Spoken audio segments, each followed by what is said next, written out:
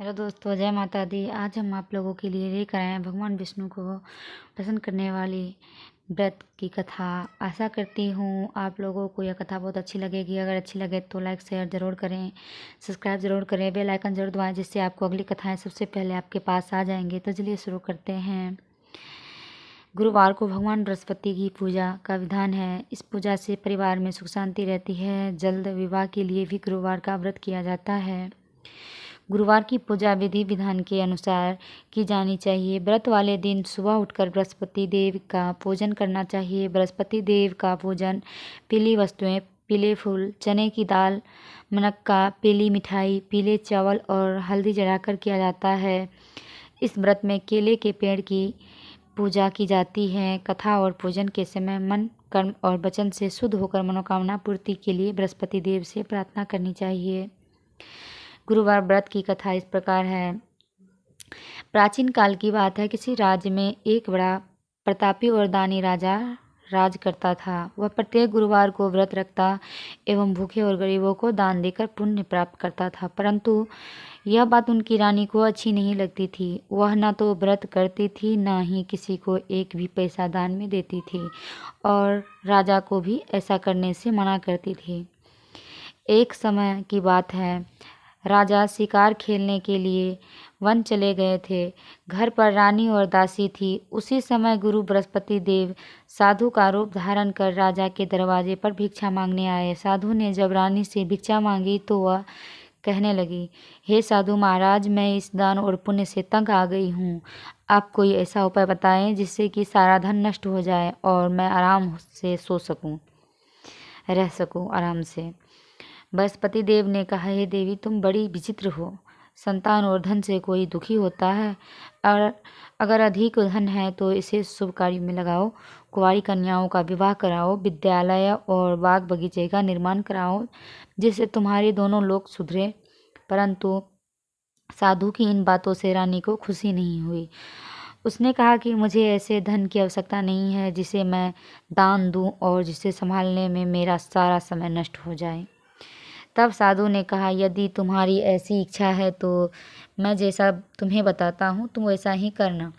गुरुवार के दिन तुम घर को गोबर से लिपना, अपने केसों को पीली मिट्टी से धोना, केसों को धोते समय स्नान कराना, राजा से हजामत बनवाने को कहना, भोजन में मांस मदिरा खाना, कपड़ा धोबी के यहाँ धुलने डालना।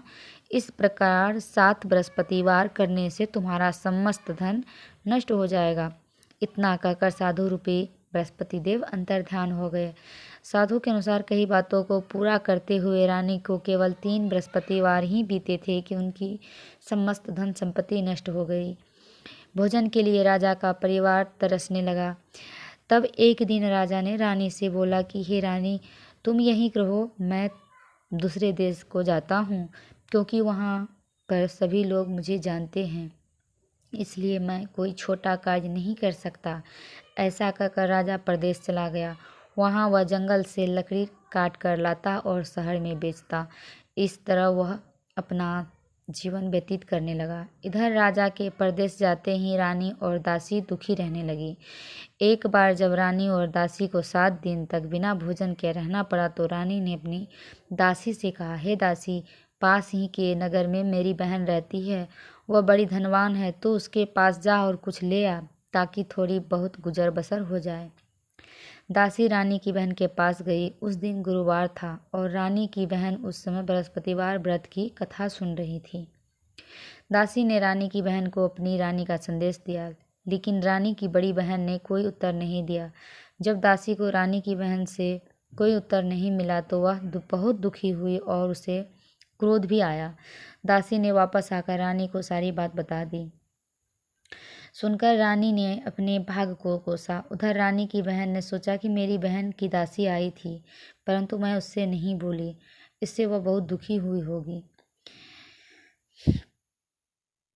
सुनकर और पूजन समाप्त करके वह अपनी बहन के पास गई।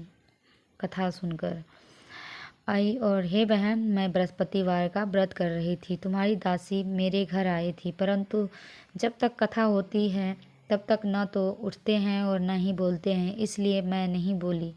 कहो दासी क्यों गई थी? रानी बोली, बहन तुमसे क्या छिपाऊं, हमारे घर में खाने तक अनाज नहीं है। ऐसा कहते कहते रानी की आंखें भर आई। उसने दासी समेत पिछले 7 दिनों से भूखे रहने का बात बताई, अपनी बहन को विस्तार पूर्वक सुना दी। रानी की बहन बोली, देखो बहन, भगवान बृहस्पति देव सबकी मनोकामना को पूर्ण करते हैं।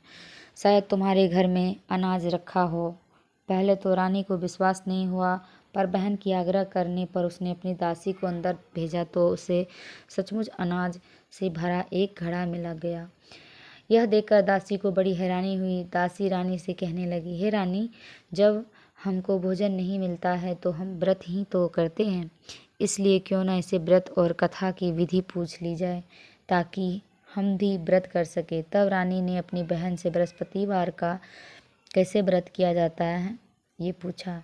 उसकी बहन ने बताया, बृहस्पतिवार के व्रत में चने की दाल और मुनक्का से विष्णु भगवान को केले की जड़ में पूजन करें तथा दीपक जलाएं, व्रत कथा सुने और पीला भोजन ही करें।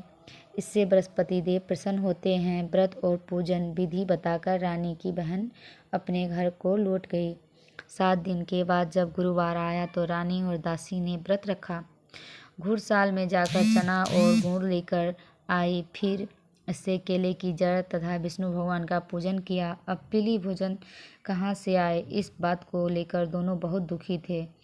चूँकि उन्होंने व्रत रखा था इसलिए बृहस्पति देव उनसे प्रसन्न थे, इसलिए वे एक साधारण व्यक्ति का रूप धारण कर 2 थालों में सुंदर पीला भोजन दासी को दे गए।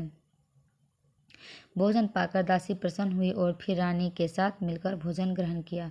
इसके बाद वे सभी गुरुवार को व्रत और पूजन करने लगी। गुरुवार भगवान की कृपा से उनके पास फिर से धन संपत्ति आ गई, परंतु रानी फिर से पहले की तरह आलस करने लगी। तब दासी बोली, देखो रानी, तुम पहले भी इस प्रकार आलस करती थी, तुम्हें धन रखने में कष्ट होता था, इस कारण सभी धन नष्ट हो गया, और अब जब भगवान बृहस्पति की कृपा से धन मिला है तो तुम्हें फिर से आलस होता है।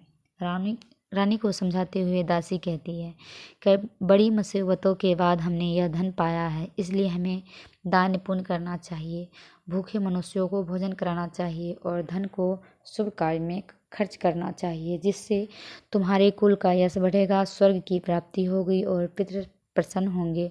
दासी की बात मानकर रानी अपना धन शुभ कार्य में खर्च करने लगी, जिससे पूरे नगर में उसका यश फैलने लगा।